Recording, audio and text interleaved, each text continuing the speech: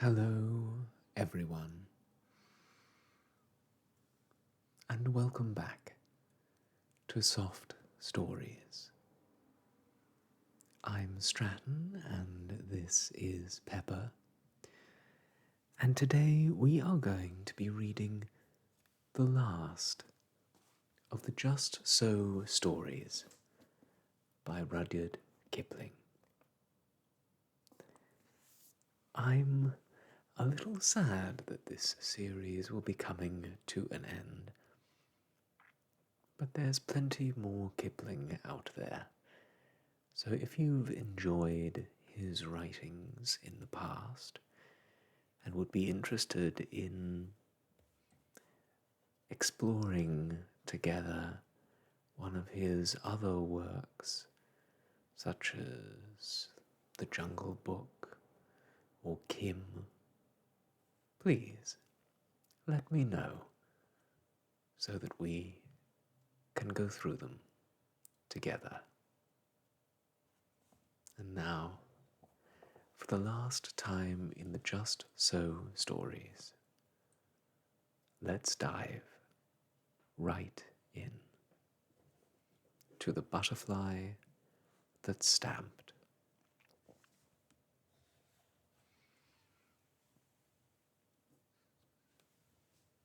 This, O my best beloved, is a story, a new and a wonderful story, a story quite different from the other stories, a story about the most wise sovereign Suleiman bin Daoud, Solomon, the son of David. There are 355 stories about Suleiman bin Daoud, but this was not one of them.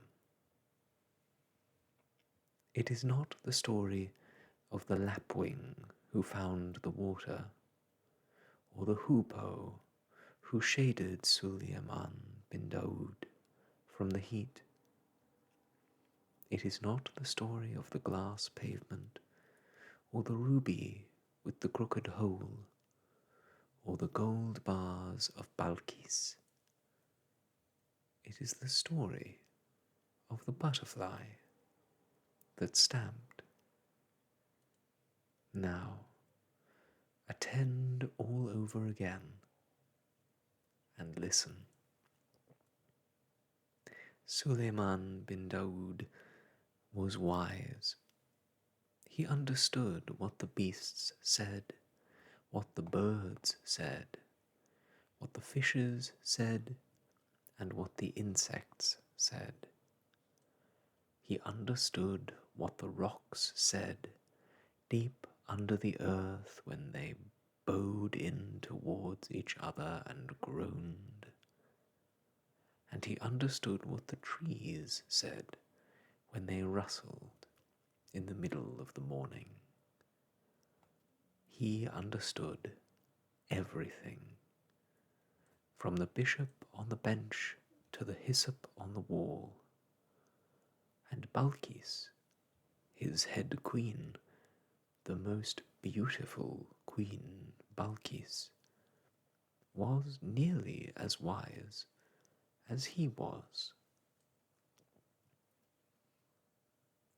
Suleiman bin Daoud was strong. Upon the third finger of the right hand he wore a ring.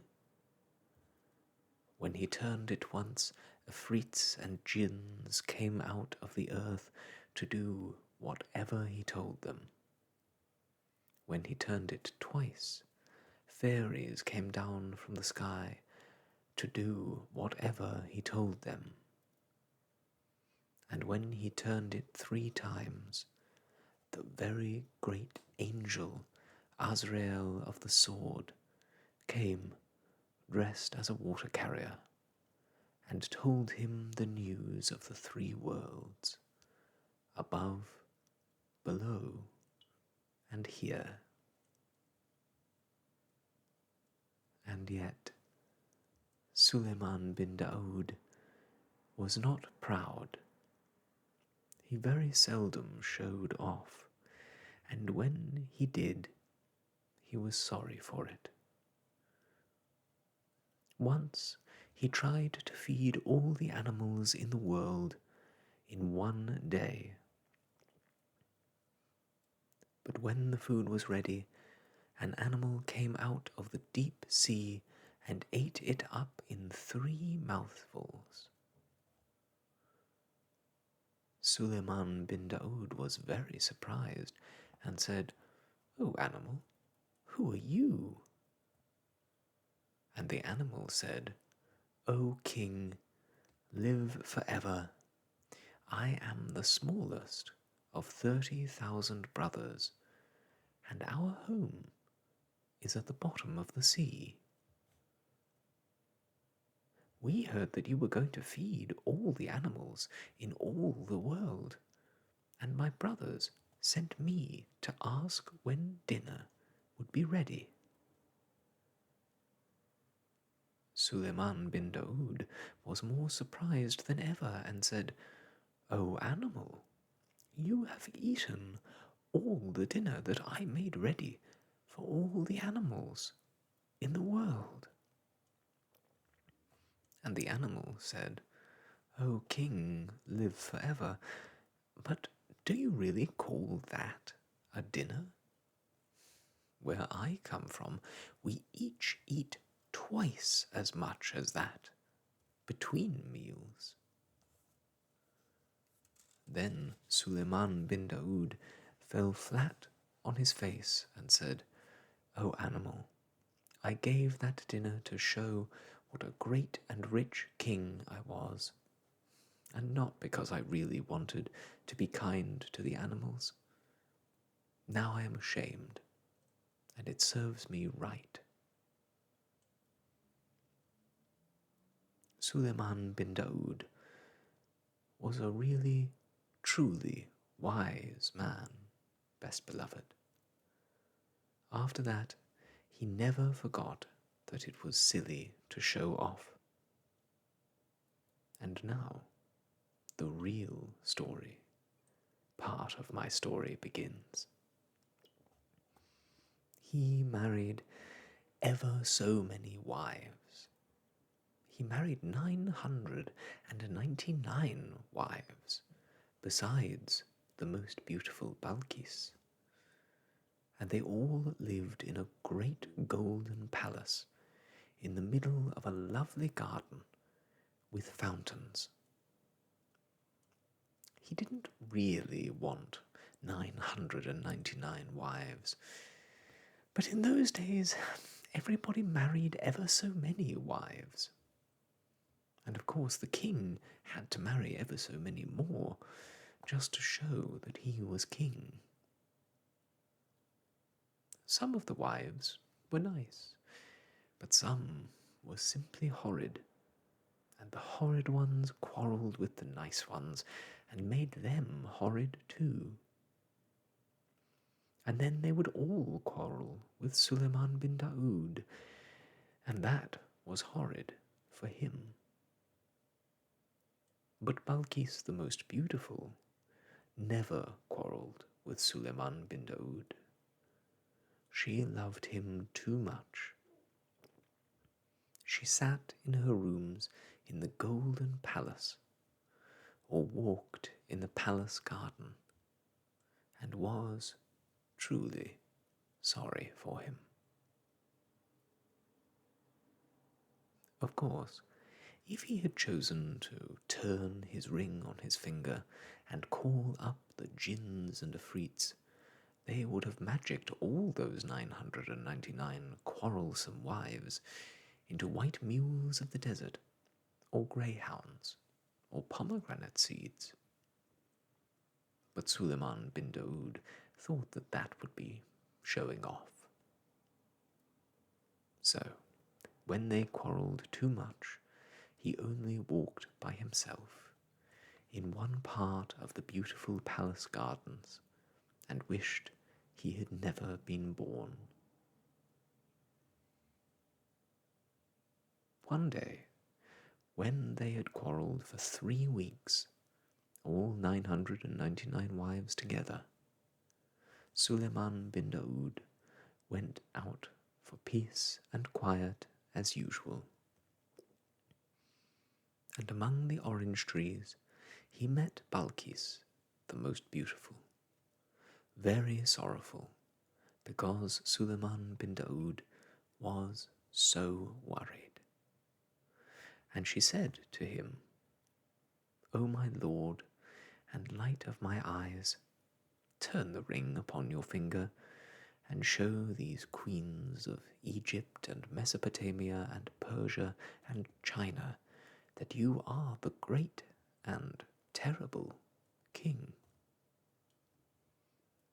But Suleiman bin Daoud shook his head and said, O my lady, and delight of my life, remember the animal that came out of the sea and made me ashamed before all the animals in all the world, because I showed off. Now, if I showed off before these queens of Persia and Egypt and Abyssinia and China merely because they worry me, I might be made even more ashamed than I have been. And Balkis the most beautiful said, O my lord, and treasure of my soul, what will you do? And Suleiman bin Daoud said, O my lady, and content of my heart, I shall continue to endure my fate at the hands of these 999 queens who vex me with their continual quarrelling. So he went on between the lilies and the loquats, and the roses and the cannas, and the heavy-scented ginger plants that grew in the garden, till he came to the great camphor tree that was called the camphor tree of Suleiman bin Daoud. But Balkis hid among the tall irises and the spotted bamboos and the red lilies behind the camphor tree, so as to be near her own true love, Suleiman bin Daoud. Presently, 2 butterflies flew under the tree, quarrelling. Suleiman bin Daoud heard one say to the other, I wonder at your presumption in talking like this to me. Don't you know that if I stamped with my foot, all Suleiman bin Daoud's palace and his garden here would immediately vanish in a clap of thunder? Then Suleiman bin Daoud forgot his 999 bothersome wives, and laughed till the camphor tree shook at the butterfly's boast. And he held out his finger and said, Little man, come here. The butterfly was dreadfully frightened, but he managed to fly up to the hand of Suleiman bin Daoud and clung there, fanning himself. Suleiman bin Daoud bent his head and whispered very softly, Little man, you know that all your stamping wouldn't bend one blade of grass.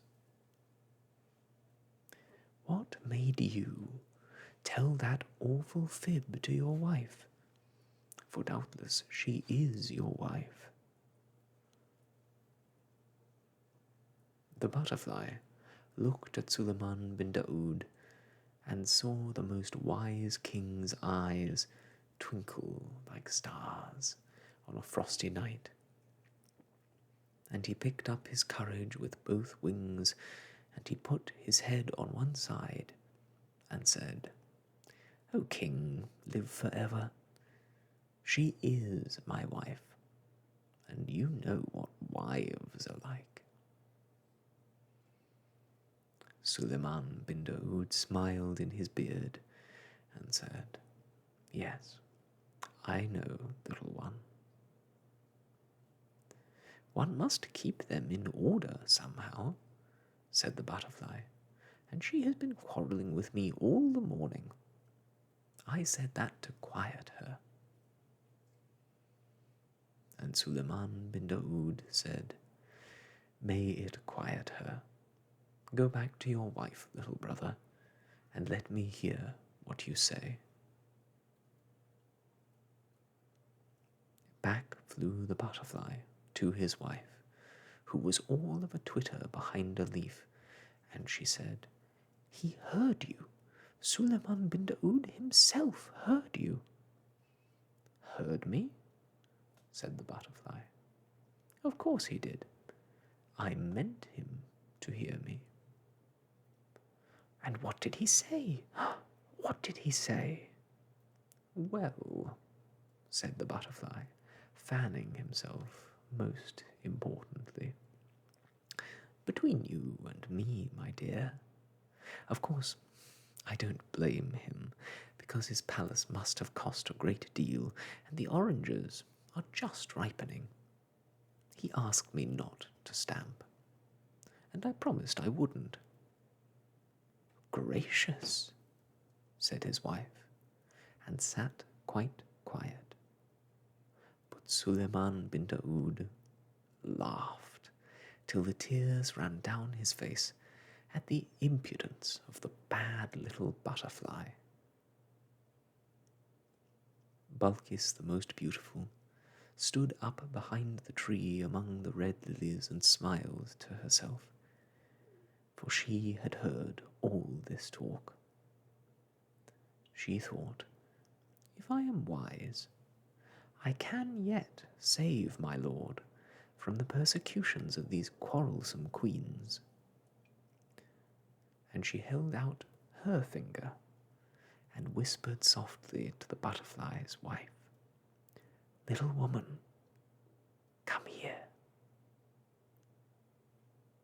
Up flew the butterfly's wife, very frightened, and clung to Balkis's white hand. Balkis bent her beautiful head down and whispered, "Little woman, do you believe what your husband has just said?" The butterfly's wife looked at Balkis and saw the most beautiful queen's eyes, shining like deep pools with starlight on them, and she picked up her courage with both wings and said, "O Queen, be lovely forever. You know what menfolk are like." And the Queen Balkis, the wise Balkis of Sheba, put her hand to her lips to hide a smile, and said, "Little sister, I know." "They get angry," said the butterfly's wife, fanning herself quickly, "over nothing at all, but we must humour them, O Queen. They never mean half they say. If it pleases my husband to believe that I believe he can make Suleiman bin Daoud's palace disappear by stamping his foot, I'm sure I don't care. He'll forget all about it tomorrow." "Little sister," said Balkis, "you are quite right. But next time he begins to boast, take him at his word. Ask him to stamp, and see what will happen. We know what menfolk are like, don't we? He'll be very much ashamed."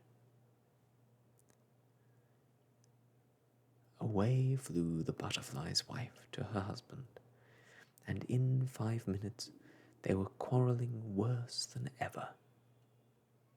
"Remember," said the butterfly, Remember what I can do if I stamp my foot. I don't believe you. One little bit, said the butterfly's wife. I should very much like to see it done. Suppose you stamp now.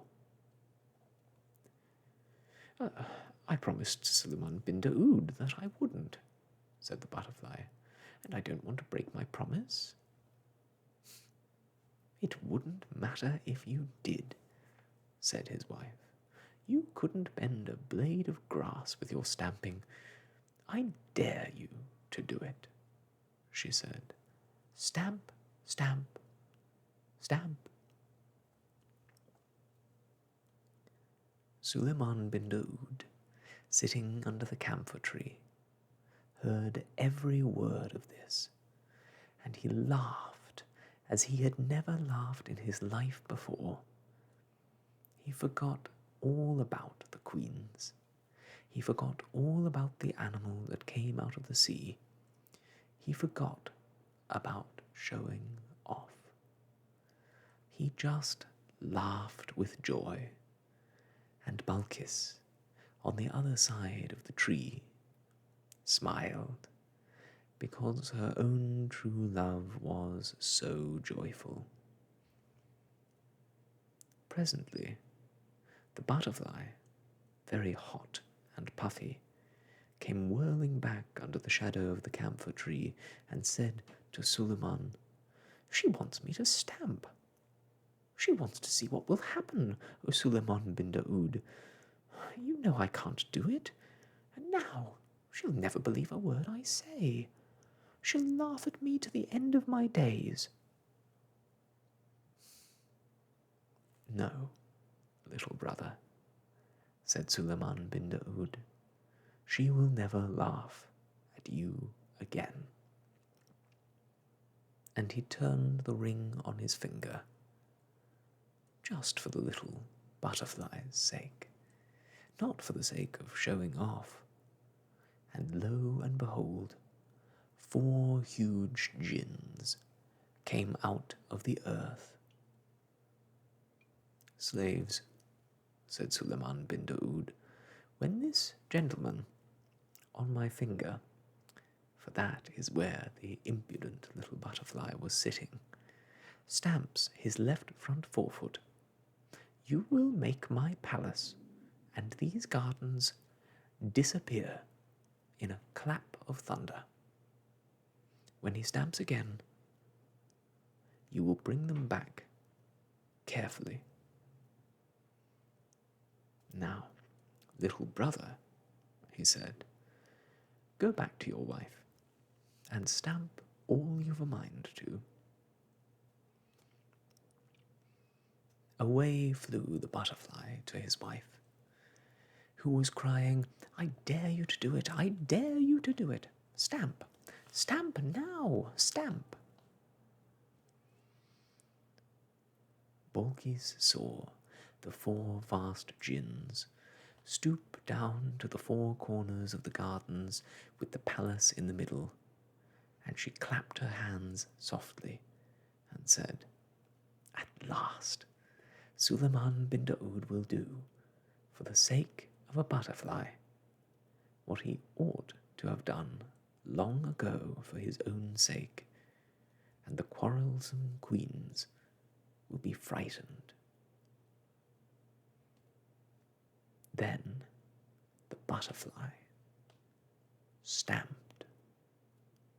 The jinns jerked the palace and the gardens 1,000 miles into the air. There was a most awful thunderclap, and everything grew inky black. The butterfly's wife fluttered about in the dark, crying, Oh, I'll be good. I'm so sorry I spoke. Only bring the gardens back, my dear, darling husband, and I'll never contradict again. The butterfly was nearly as frightened as his wife, and Suleiman bin Daoud laughed so much that it was several minutes before he found breath enough to whisper to the butterfly, Stamp again, little brother. Give me back my palace, most great magician. Yes, Give him back his palace, said the butterfly's wife, still flying about in the dark like a moth. Give him back his palace, and don't let's have any more horrid magic. Well, my dear, said the butterfly, as bravely as he could, you see what your nagging has led to. Of course, it doesn't make any difference to me. I'm used to this kind of thing. But as a favour to you and to Suleiman bin Daoud, I don't mind putting things right. So he stamped once more, and that instant the jinns let down the palace and the gardens without even a bump. The sun shone on the dark green-orange leaves. The fountains played among the pink Egyptian lilies. The birds went on singing, and the butterfly's wife lay on her side under the camphor tree, waggling her wings and panting, "Oh, I'll be good, I'll be good." Suleiman bin Daoud could hardly speak for laughing. He leaned back all weak and hiccupy, and shook his finger at the butterfly and said, "Oh, great wizard, what is the sense of returning to me my palace, if at the same time you slay me with mirth?" Then came a terrible noise, for all the 999 queens ran out of the palace, shrieking and shouting and calling for their babies. They hurried down the great marble steps below the fountain, 100 abreast, and the most wise Balkis went stately forward to meet them, and said, "What is your trouble, O queens?" They stood on the marble steps, 100 abreast, and shouted, "What is our trouble? We were living peacefully in our golden palace, as is our custom, when upon a sudden the palace disappeared, and we were left sitting in a thick and noisome darkness, and it thundered, and jinns and afrits moved about in the darkness. That is our trouble, O head queen, and we are most extremely troubled on account of that trouble, for it was a troublesome trouble, unlike any trouble we have known." Then Balkis, the most beautiful queen, Suleiman bin Daoud's very best beloved, queen that was of Sheba and Sabi and the rivers of the gold of the south, from the desert of Zin to the towers of Zimbabwe, Balkis, almost as wise as the most wise Suleiman bin Daoud himself, said, "It is nothing, O queens. A butterfly has made a complaint against his wife because she quarrelled with him, and it has pleased our lord Suleiman bin Daoud to teach her a lesson in low speaking and humbleness, for that is counted a virtue among the wives of butterflies." Then up and spoke an Egyptian queen, the daughter of a pharaoh, and she said, "Our palace cannot be plucked up by the roots like a leek for the sake of a little insect. No, Suleiman bin Daoud must be dead, and what we heard and saw was the earth thundering and darkening at the news." Then Balkis beckoned that cold, bold queen without looking at her, and said to her and to the others, "Come and see." They came down the marble steps, 100 abreast, and beneath his camphor tree, still weak with laughing, they saw the most wise king, Suleiman bin Daoud, rocking back and forth with a butterfly on either hand. And they heard him say, O wife of my brother in the air, remember, after this, to please your husband in all things, lest he be provoked to stamp his foot yet again, for he has said that he is used to this magic, and he is most eminently a great magician, one who steals away the very palace of Suleiman bin Daoud himself. Go in peace, little folk. And he kissed them on the wings, and they flew away. Then all the queens, except Balkis, the most beautiful and splendid Balkis, who stood apart, smiling, fell flat on their faces, for they said, If these things are done when a butterfly is displeased with his wife, what shall be done to us who have vexed our king with our loud speaking and open quarrelling through many days? Then they put their veils over their heads, and they put their hands over their mouths, and they tiptoed back to the palace, most mousy quiet. Then Balkis, the most beautiful and excellent Balkis, went forward through the red lilies into the shade of the camphor tree, and laid her hand upon Suleiman bin Daoud's shoulder, and said, O my lord, and treasure of my soul, rejoice, for we have taught the queens of Egypt and Ethiopia, and Abyssinia and Persia, and India and China, with a great and memorable teaching.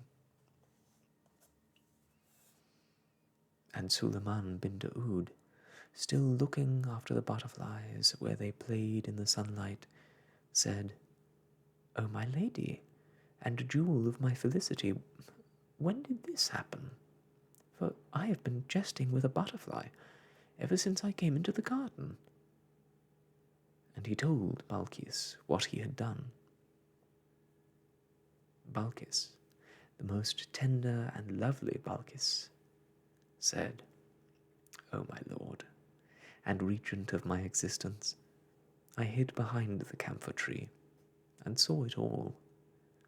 It was I who told the butterfly's wife to ask the butterfly to stamp, because I hoped that for the sake of the jest, my lord would make some great magic, and that the queens would see it, and be frightened. And she told him what the queens had said, and seen, and thought.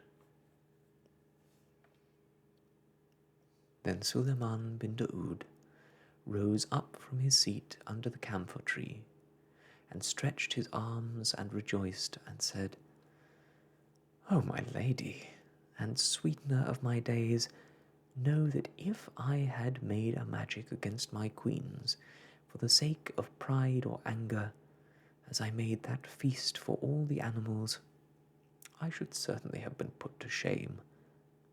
But by means of your wisdom, I made the magic for the sake of a jest, and for the sake of a little butterfly. And behold, it has also delivered me from the vexations of my vexatious wives. Tell me, therefore, O my lady and heart of my heart, how did you come to be so wise?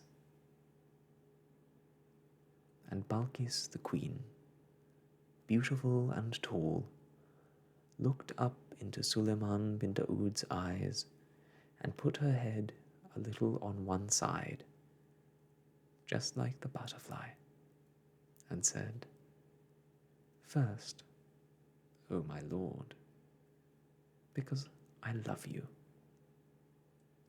And secondly, O my lord, because I know what womenfolk are. Then they went up to the palace and lived happily ever afterwards. But wasn't it clever of Balkis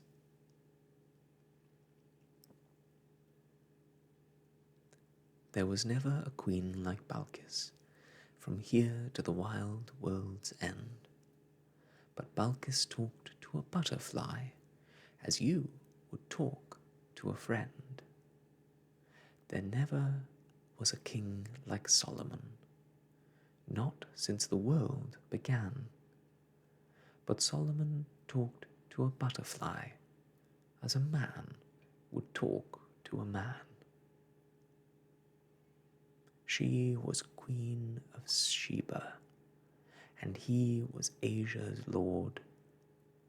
But they both of them talked to butterflies when they took their walks abroad.